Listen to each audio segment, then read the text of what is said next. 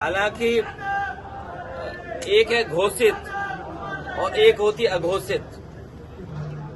अगर हम इमरजेंसी को याद कर रहे हैं तो हमें अभी इस समय जो इमरजेंसी चल रही है उसको भी ध्यान में रखना चाहिए।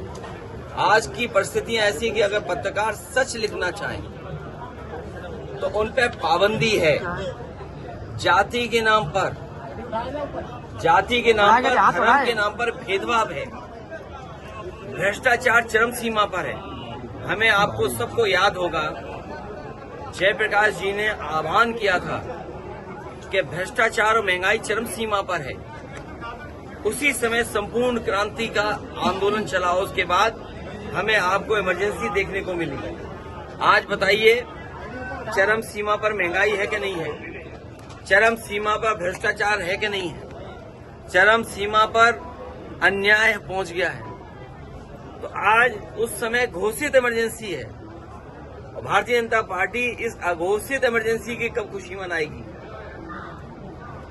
ये तो मना रहे हैं क्योंकि राजनीतिक उन्हें लाभ उठाना, इसलिए मना रहे हैं भारतीय जनता पार्टी के लोग। लेकिन आज भी तो अघोषित इमरजेंसी है। ऐसी इमरजेंसी में भी नहीं हुआ जो घटनाएं आज हो रही हैं। आप किसी के जो घटना इटावा में हुई है, ये वर्चस्ववादी लोग और शोषण करने वाले लोग, समाज में उनकी कोई जगह नहीं होनी चाहिए। जो कह रहे हैं सर, आपके द्वारा नाम लेकर धमकी दी गई कि ब्राह्मणों को है कि लोग कथा कर सकते हैं। ये किस ग्रंथ में लिखा हुआ है? कोई ग्रंथ तो होगा। हमारे उपनिषद हैं, हमारी धार्मिक किताबें हैं। तो बताओ, जिनके बाल काटे गए, जिनकी चुटिया काटी गई, वो अपने भगवान की भी नहीं भगवत गीता गा सकते, अपनी कथा नहीं कह सकते, अपने भगवान की नहीं। आप बताओ, हनुमान जी की जाति किसने बताई? प्रभु श्री राम की जाति किसने बताई? बताइए, प्रभु श्री राम की जाति किसने बताई थी? आप बताइए। आप कोई नहीं बोलेगा क्योंकि इमरजेंसी है। अगर नाम बोल दोगे तो डीएम एसपी आपको जेल भेज देंगे। ये भी तो इमरजेंसी है।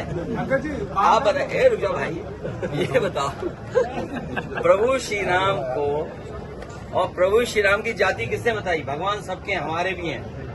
अब बीजेपी को ये तकलीफ है, भगवान कृष्ण का प्रचार ज्यादा है, उसे दुनिया में पूछते हैं, बस इतनी सी शिकायत है उन्हें। पार्टी आंदोलन करेगी इस घटना समय जो चल रहा है। अघोषित इमरजेंसी में ज्यादा अंग्रेजों से ज्यादा वेतन बिहारी को अरे भाई, ज्यादा है, उसके बाद का संबंध है। बीजेपी को और बीजेपी के विचारधारा को अंग्रेजों ने बनाया और कांग्रेस पार्टी का गठन हुआ इटावा में। हमारे जानते हुए साथी, क्यों कांग्रेस का गठन तो इटावा से भी तो संबंध है।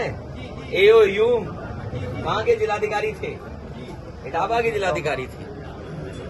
तो भारतीय जनता पार्टी भ्रष्टाचार पर, महंगाई पर, और हमारा साथी सही कह रहा है। बताओ, विधायक ने एसडीएम को कूट दिया। एक विधायक ने, सुना है, अखबारों में पढ़ा है, टीवी पे चला है, सोशल मीडिया पे, कि एक विधायक जी ने एसडीएम को मार मार के ठीक कर दिया। उसके बाद कोई दरोगा बचाने आया तो दरोगा को भी पीट दिया। बताओ, एक एमएलसी कमरे में बंद करके कूटे गए। ये पता आपको? नहीं पता है? एक एमएलसी को कुछ लेन देन या उस बंटवारे में झगड़ा हो गया तो एमएलसी को कमरे में बंद किया, फिर कूटा गया। उसे कूटा, खूब कूटा। अब कूटना तो जानते हो क्या होता है। और इसी तरह जब उनके ट्रक नहीं छोड़े जा रहे थे, जो नंबर ही नहीं है जिसमें कुछ लिखा भी अलग से, वो उनकी पहचान है, तो एसडीएम को पीटा गया। कानपुर का आप हम लोग जानते ही हैं कि डीएम और सीएमओ में झगड़ा चल रहा है। इनके मंत्री अधिकारियों की शिकायत करें कि ट्रांसफर उनके कहने से नहीं हो रहा, ट्रांसफर कैंसिल हो रहा है। इस स्वास्थ्य विभाग में आप पता कर लो, ट्रांसफर होने के लिए क्या क्या करना पड़ता है डॉक्टर और उन लोगों को। हम लोग आउटसोर्स को खत्म करेंगे और पक्की नौकरी देंगे। सर, यूपी पुलिस में नियुक्ति हुई, उन्होंने कहा कि पहले तो अंदर अंदर हो जाती थी, हमने खुलेआम की है और सबको नियुक्ति पत्र खुले मंच से दिए। और ये आरोप लगा रहे हैं गृह मंत्री जी ने खुद अपने हाथ से दिए हैं। बटोर रहे हैं, ये आरोप लगा रहे हैं। इनसे कहिए कि इस भर्ती की सूची जारी कर दे, पीडीए की सूची एक, और इससे भी आसान भर्ती कम से कम 35,000 लोगों की समाजवादी सरकार में की थी। 2 बातें बता के जा रहा हूं, बाद में पुलिस से पूछ लेना। प्रमोशन हुआ था पुलिस में सबसे ज्यादा, कई वर्षों से प्रमोशन पुलिस का रुका हुआ था, प्रमोशन नहीं हो सकता था। इकट्ठा सिपाही को प्रमोशन दिया बिना परीक्षा के और प्रमोशन मिला, नंबर 1। नंबर 2, मेरिट से भर्ती। आप एक व्यक्ति ले आओ मेरिट की भर्ती का, एक व्यक्ति जिससे पैसा लिया हो। मेरिट से भर्ती जो समाजवादी सरकार में हुई है, एक बता दें, और अगर नहीं बता पा रहे हैं तो योगी जी को और इनको अपना सनातन धर्म छोड़ देना चाहिए। सर सरकारी स्कूल बंद किए जा रहे हैं जिससे कि टीचर